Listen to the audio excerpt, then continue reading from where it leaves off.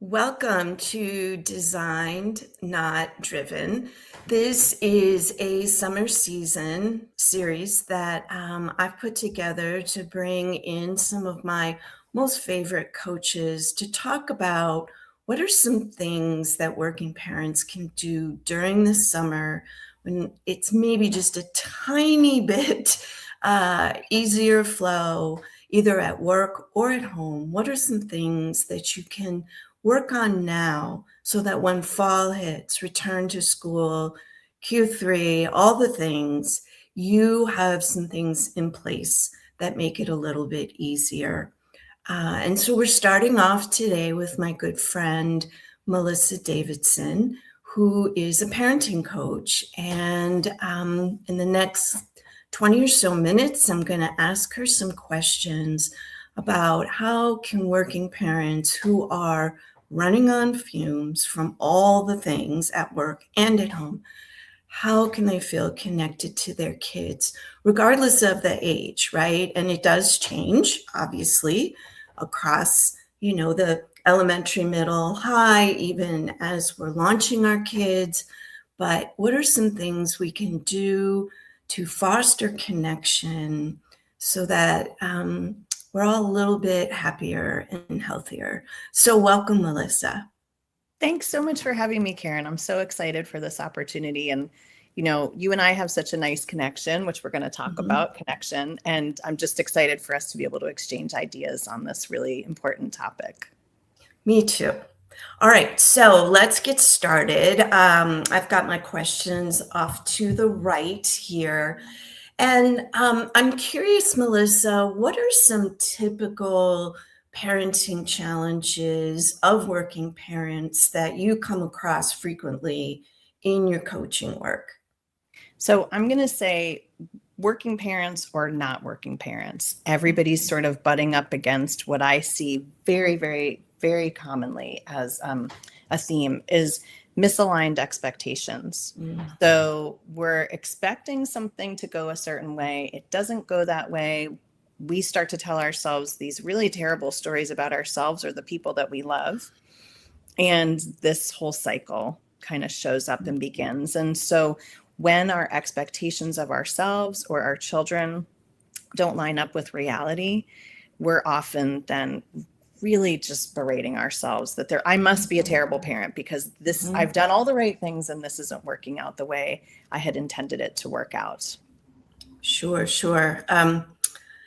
I also would imagine that even in the middle of the night moments of why isn't my child doing what all the books, the pediatrician, the teachers, whomever, why aren't they doing what they're supposed to be doing? Because I'm doing what I think I'm supposed to be doing. Yeah, and I think the like our landscape is just so oversaturated with that information about where are my children supposed to be developmentally and what does that mean they're supposed to be able to do when my children aren't doing that, like you said. And so what must be the problem? It's either a Right. problem with them or it's a problem with me. And so I'm often talking to my clients about what information are we missing and how do we fill in the information that we're missing. And again, some of it's internal, some of it's external. I've actually made a shift recently to working with more parents of neurodivergent children. And so much of the parenting advice that exists out there today is for typically children who are typically developing. So now your expectation is I have an 8-year-old. This is what an 8-year-old is supposed to do. Why doesn't my 8-year-old do those things? So now you need a totally different playbook. And I Yes. think the thing that's so important for all of us is there isn't one right playbook. No. What we really need to do is take the time to know ourselves, to know our children, to tailor what our strategies are based on the work that we do, based on, you have taught me so much about energy levels and understanding energy levels. And so how do we tailor our solutions to what fits in our unique situations? Love that. And that is a great segue into our next question. So because of these expectations, how how does that impact the genuine connection with kids? Yeah, I mean, it's real easy to go down a very slippery slope around this didn't happen the way I expected it to. So now I'm showing up feeling poorly about myself. Mhm. And once I show up feeling poorly about myself, I'm sort of souring the whole situation. And how is my child going to react to the fact that Yep. I've now shown up sour? And all that negative energy sort of spirals together, and somebody has to stop, like something has to stop that energy flow and Mhm. change it. So a lot of it is, again, it's this, how do you choose to show up? And how do you keep the energy of, I'm going to give it another try. I'm going to try something different. I'm going to give it another try. And literally I'm thinking about the phrase, where is the adult in the room? Mhm. Like, for Yeah, better or for worse, you are the adult in the that's room. right. So That's you right. have to take a step. I don't care how old your child is, like, you have to be prepared as the adult, as the parent, to take the first step to repair things that may need to be repaired. Yes, yes. And I would imagine, even if that means you have to step away for a moment, calm down, gather yourself, whatever it is that you need to do to get yourself back to a less emotional state, that's fine. But then you come back, as you're saying, and be the adult and say, here's how we're going to move forward. My husband in our family calls it clean slate. We're all trying Mm. again with a clean slate. Sometimes it requires many clean slates over the course of a morning or a day, but like, I think it means, I love the phrase, most generous interpretation. I've heard it most Yes, recently from Dr. Becky Kennedy, but most generous interpretation. I didn't show up trying to make things difficult or make things yeah, uncomfortable. I yeah, might have something going on internally. One of my kids might have something going on internally. We may never get to the bottom of that, but giving somebody the benefit of the doubt to for sure. say, oh, I made this really, like, I'm trying so hard to have this great connection. And so today I set up that we're going to go to mini golf and it's going to be so much fun. And this is like the family outing that is just perfect for today. And then it just doesn't go that way. For Yeah, whatever reason, it doesn't, like, the plan doesn't execute the way we'd intended. And so I'm just going to choose to keep showing up in the best way that I can. And I'm going to look for, if something's off with my child, to try to figure out, that's a signal that there's something else going on internal, not that my child is just so ungrateful for this great big thing I tried to do that didn't pan out properly. yes, yes. Um, you're reminding me also of the pressure that a lot of parents feel to create kind of these moments of magic, because we tell ourselves the story that they'll be that magical for our kids. And I remember asking one of my kids what his favorite part about the holidays were. And I'm thinking he's going to say baking cookies or decorating the tree. It was wrapping presents. And I was like, really? Well, why didn't I know this sooner? I could have eliminated some of the things I thought were the magic, and you know, he would have been perfectly fine. There's something I like to talk about with my clients around what we can control and what we can't control. And I Mm-hmm. always talk about how the only thing we can control is ourselves. Literally, Yes. that's it. Everything else is influence. So you think you're setting up, like you said, this whole magical, mystical experience that's going to happen. And that's either going to land or it's not. And so, and you don't know what's going to feel good to That's somebody right. else. I mean, who would have thought that wrapping gifts would have been the best part of the holiday? But I do think there's something about communication also, where sometimes I think people who are really high achievers are trying to make everything perfect for everybody else. Mhm. And when you're in that situation where you're trying to make something perfect, you often don't ask the other person, hey, how is this That's working right. out for you? Do you like this? Is this something that sounds fun to you? We're like, I'm going to do this great thing for everybody else. Yes. Yes. Input matters.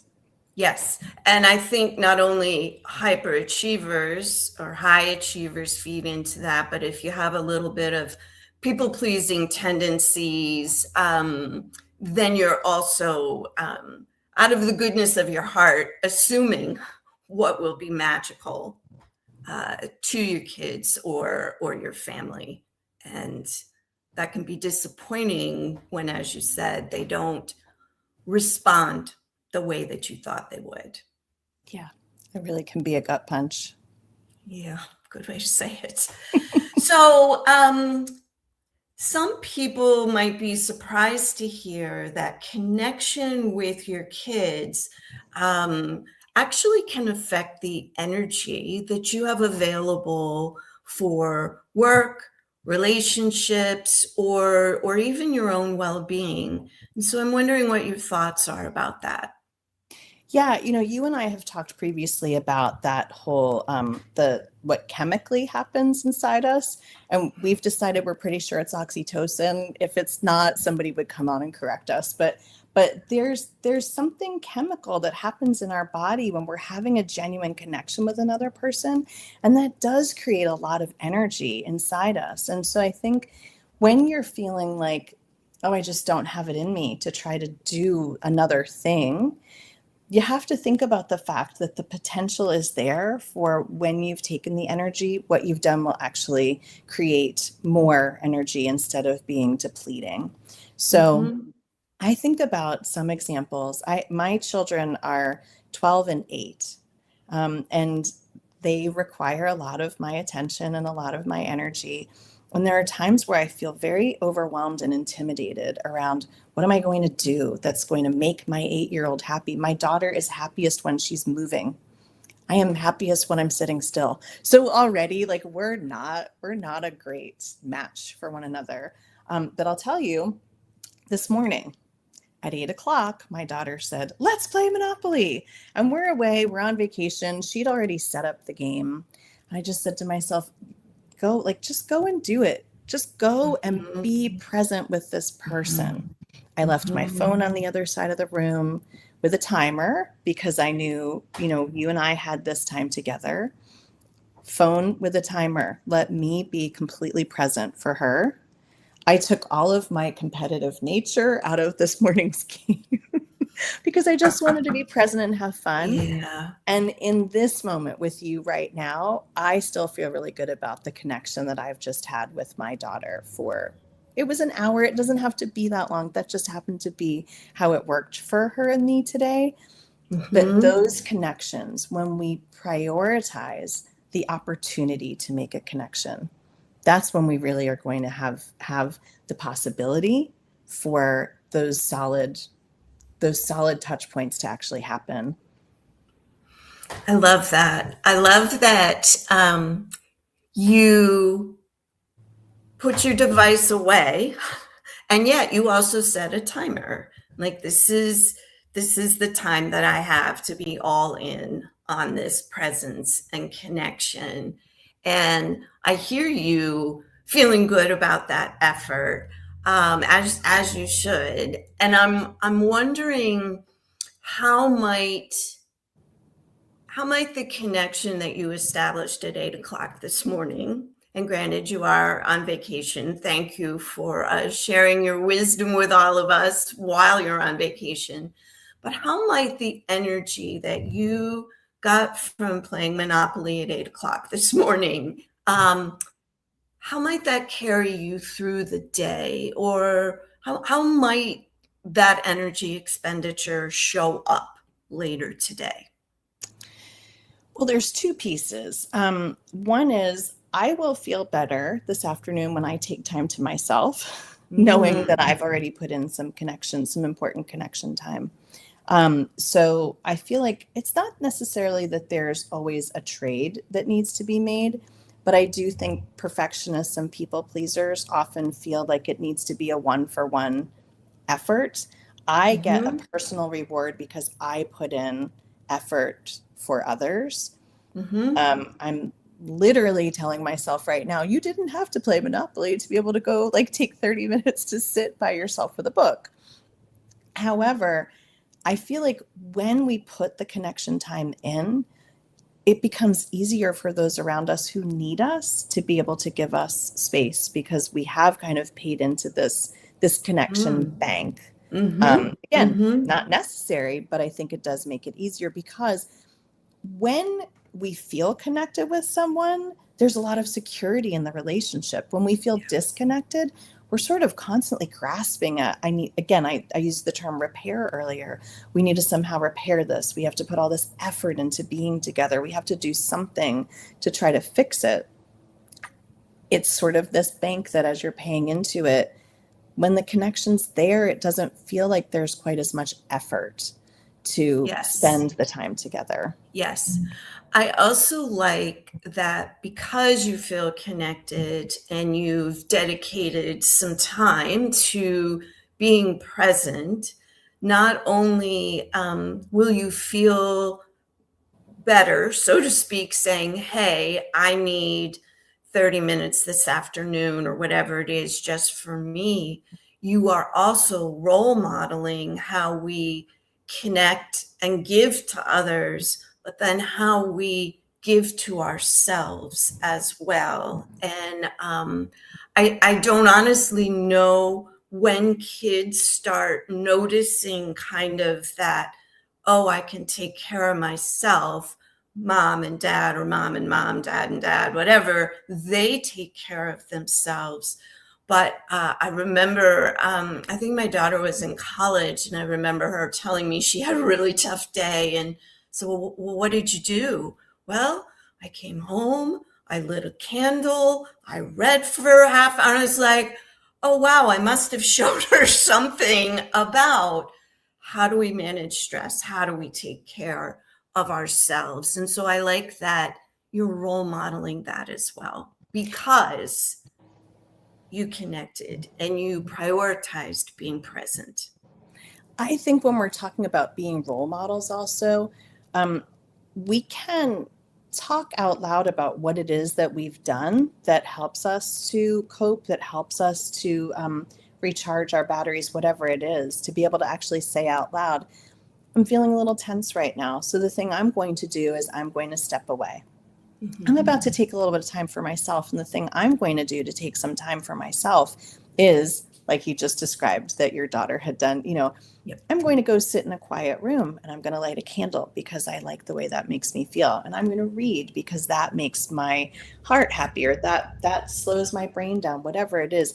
When we start to actually be very explicit about this is what I'm doing, I think Mm-hmm. that starts to make connections for our kids. Not only did I see what my parent went and did, but I've also heard about why.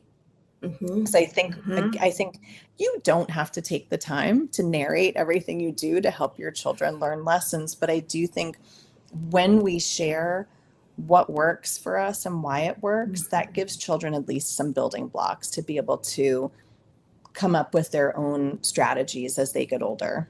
Yes, yes. And also, you help potentially stop a story that kids tell themselves about, I did something wrong, I made mommy mad, whatever it is, and now she doesn't want to be with me. You've explained, we've had this time together, now I need some time for myself. I have to share the example that there was a time several years ago where my son would get very, very wound up during the day and have a very hard time coming down at the end of the day. And so we started something that I call calming bath. And calming bath was different than cleaning bath. So in the calming bath, you got to go and be in the bathtub. And we tried a few different things, but I ended up putting candles that were, I lit the candles. They were way out of reach of the tub, but there were candles, there was low light, there was soft music playing. I even went so far as to take a towel and put the towel in the dryer. So when he got out of the Wow. tub, he was, kind of warm and secure in that towel. But we set this, it was just something I tried once. And it turned out to be that was a win for him. He still enjoys the Mm-hmm. calming bath. And we've learned that it is a nice technique for my daughter also. But it's really nice to be able to even have that shorthand to say, oh, I see you're a little bit wound up right now. Would a calming bath help?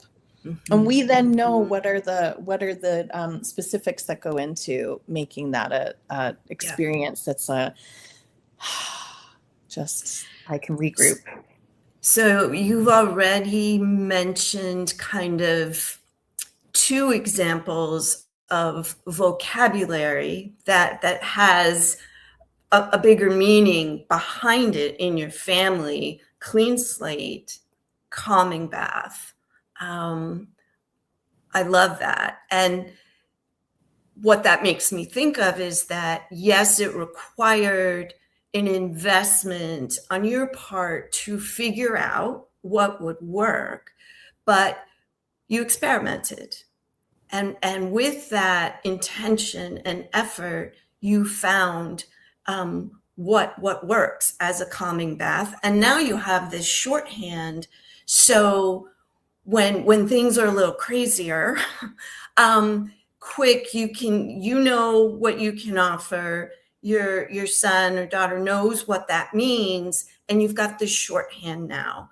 And I think that's a really good example of what maybe people can experiment with during the summer. And it's going to look different, every parent child partnership, family, whatever. But just imagine if by the fall, when everyone's back to school, activities have ramped up again, could be a big project at work, or um, a volunteer opportunity that you have a big role in. You've got this shorthand vocabulary all ready to go. Yeah, I love the term experiment here because this really does take a lot of work to try to figure out what is the strategy that hits it for me, for my family, because again, we're all different, we're all unique. So I think it's interesting as we've been talking. I'm hearing us both talk about all of the effort that goes into these relationships. And Mhm. before I say the next thing I'm going to say, I just want to say it's important for us to set boundaries for ourselves also. I don't think either you or I is advocating, oh, you've got to just pour your entire self into this No. relationship. We've each talked about touch points for taking care of ourselves. But I think for parents, again, I know a lot of your clients really are these high achieving people at work and at home. And so I think going back to what we started with about expectations, it's there's not some great number of points you're going to be awarded at some point in parenthood because you left it all out on the field. You do need Yep. to save some for yourself. So I just feel like I caution that as we're giving different suggestions and giving different tips, that this is not like and I'm going to get it all right, and I'm going to give everything I have to this role. That's not what's being asked, and that is not what we want to model for our children either. No, and as you've already said, the stories that we tell ourselves about what will get us closer to our parenting goals or our work-life integration goals, or what looks perfect to us, we could be really off the mark. And so, one thing you did mention earlier is that sometimes we don't even ask our kids or other family members what is it that they think would be a solution. And summertime is also a great time to just have those conversations. And we're talking age appropriate. However, given that my kids actually are all in their 30s now, which is really hard to imagine, um, they had those kinds of opinions and could have contributed to figuring out what could be a solution, or how could they be part of a solution much earlier than I gave them credit for. And also probably because my people pleaser was in overdrive.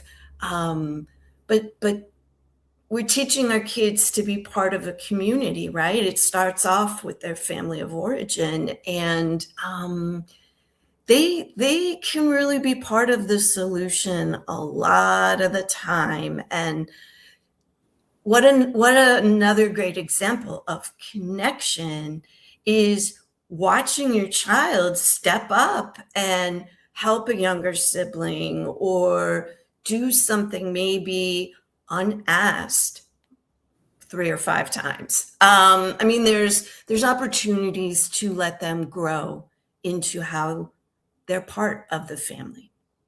Absolutely. Absolutely. And so we talked about the experiment. So if you want to Yep. try to do some experiments this summer with connecting with your children, my biggest suggestions, again, especially as a working parent and a really driven, high achieving working parent, I think what makes us like what gives us flexibility as far as the technology to work from anywhere, anytime, I'm always able to be connected.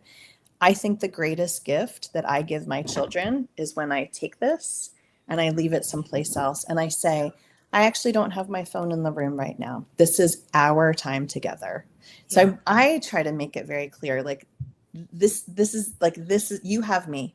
You have 100% of my attention right now, or at least as close to Yep. 100% as I can get, right? But Right. I think if that feels like a lot, 10 minutes, set a timer for Yes. 10 minutes and just say to your Yes. child, we can do whatever what activity would you like to do right now? This is your time.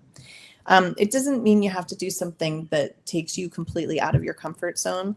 But what I've found over time for my clients, for myself, when we give that undivided attention, that's what somebody who loves you is looking for from you. Yeah. It's just that one-on-one, I'm in this. I'm in this with you right now. Um, and so my suggestion is pick a block of time that feels manageable to you. Again, even if Mhm. it's only 10 minutes, this is quality, this is not quantity. 10 minutes, schedule it on your calendar if that's what you need to do. Let your child Mhm. know, hey, this is our connection time. This is our special, for my kids, I call it mommy Stella, mommy Zachary time. This is our special time together. You've got this time. What would you like to Um, do with it? I love that. And what it makes me also think of is some of what I miss from when my kids were younger, but also some of what I still get when I spend time with them as adults. But when you're out of your head and you're fully present, or as you said, as fully as you can be, that's where hugs, sitting next to each other, that physical touch that can come in. But what I also remember the most is that's where you're able to laugh. Laugh at something so silly, or like, wow, that's quite an idea you have right there. I never thought of that. Or as they get older, laugh at the funny thing, the story. Well, one, the way they tell stories. Two, their attempts to be funny and their own humor to come out. Or the just escapades, so to speak, that they have with their friends. And you, as a high achiever, you a downside is that you're so driven, you're pushing so hard that it's the connection and the relationships that suffer some, because you can't be fully in your body, fully in that more light, let's have some laughs together. Yeah, it's definitely about fun. I really feel like at the end of life, are you going to remember? Are you going to what are you going to be proud of at the end? I talk a lot about begin with the end in mind, and I don't often Yes. talk about what is it going to be like when you're on your deathbed, trying to go back and review everything, but sort of thinking about if this is what I'm hoping is going to happen, what is it going to take to get there? Um, I do think my hope is that at some point we're you don't stop being a parent just because No. your children have grown, as you and I have talked about for Yep. years. Yep. That this doesn't stop, but there are mileposts along the way in parenting, and to be able to say, we had fun. There was something for your child about wrapping those gifts that was just fun. And Yep. again, who would have thought? To me, boy, that feels like a really hard lift. But if you knew that wrapping paper and tape and scissors was all it was going to take to have fun. That's right. That's right. And as we've said, I could have asked much earlier, hey, what's everybody love about all the holiday traditions that we do? And I could have possibly eliminated one or two because they weren't resonating with anyone. And they were just another to do on my list. And I just also wanted to add, I was fortunate and I'm grateful. All three of my adult kids were home for the weekend. And that to me is the ultimate kind of goal, is that you want them to come back, want to spend time with you. And there is nothing better than listening to them make each other laugh. It's great. It's really lovely. I there's one other thing that's come up for me as we've been talking, and we're talking about energy. And I think it is important to explicitly state we know that energy is finite. It doesn't matter. You can have all the connection that you want in the world, and if you haven't slept well, that's going to be an Yes. issue. Yes. So there's an aspect of self-care here. For sure. And I think it's okay to be at a place where you say, I'm trying all the things and all the things aren't working, and something's got to give. And again, it sort of goes back to the beginning about what is the story that you're telling yourself. Yes. And often what you're kind of chalking up to some kind of inadequacy is, I think, mismanaged energy, is misaligned expectations. There's so many places that we can tap into. And to know that you might think that it's going to take 30 things to make an experience really wonderful, and actually it was only going to take 2.